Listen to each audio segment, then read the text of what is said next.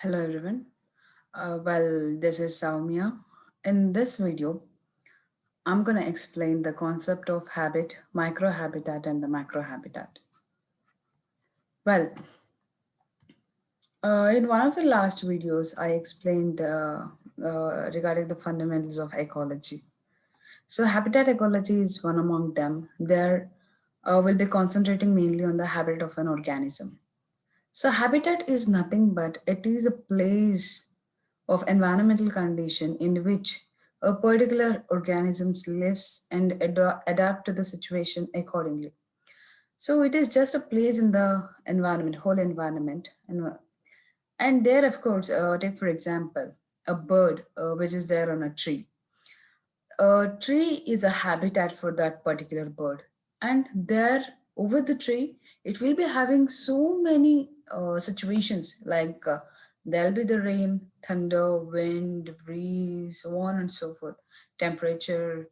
So there are various factors which is affecting that particular region.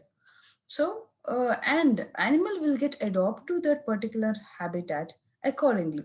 So whatever the situation that comes, animal will be getting adopt to those particular situation and try to live better way so that it will be sustained, or that will be a kind of survival factor that survives at any point of the time. So that is what we call the habitat. So, habitat is nothing but a place in an environment in which a particular organism lives, and that will get adopted to whatever the environmental conditions or the situation that comes to it. We'll differentiate into microhabitat and the macrohabitat. As the name indicate, microhabitat is a smaller habitat. Usually, these microhabitats form because of certain natural processes like the volcanoes, floods, these and all. So, macrohabitat is the wholesome. It's a big habitat. So, with this picture, we can actually make out what is the microhabitat and what is a macrohabitat.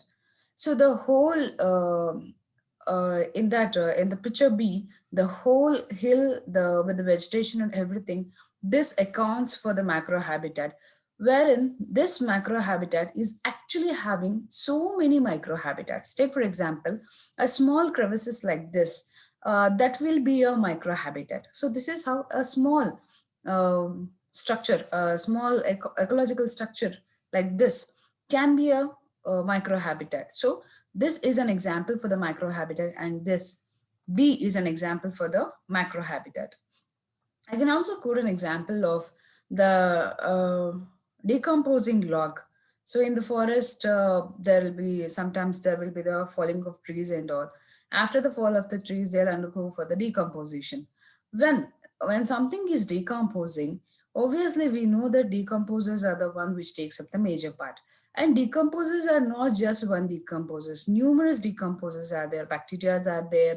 Various algae are there. Various protozoans are there, some insects are there. So all those will be inhabiting that root log, and all those individuals, they confine to a particular region within the log itself. They'll be confining in some regions in a small areas. So those are the microhabitat. And see, the whole log is a kind of an habitat. In that also we can make out certain habitats. Those are the microhabitat. And that log is where it is. It has fallen somewhere in the forest, and that forest is a macro habitat. So so in order to study the habitat very precisely and very in a very good way, so that this by dividing the micro and the macro habitat, we can actually understand the concept of habitat very easily. That actually simplifies the understanding. So in case of the macro habitat, various numerous micro habitats are there. And if we keep on going studying those micro habitat, we can actually understand the nature of various organisms and their interaction of those organisms in that particular region.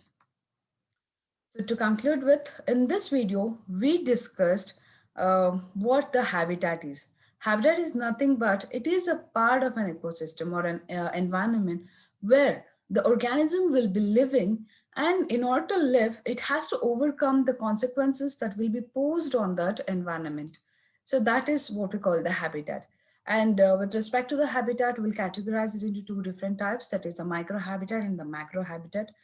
As the name indicates, micro means the smaller one, the smaller unit of a habitat in a larger habitat, and the macro habitat is a bigger habitat. So, to cite an example, a forest is a macro habitat, in that a small log, wooden log which is rotting, is a micro habitat. In that micro habitat alone, there will be various niches are there that we'll be discussing in the future videos.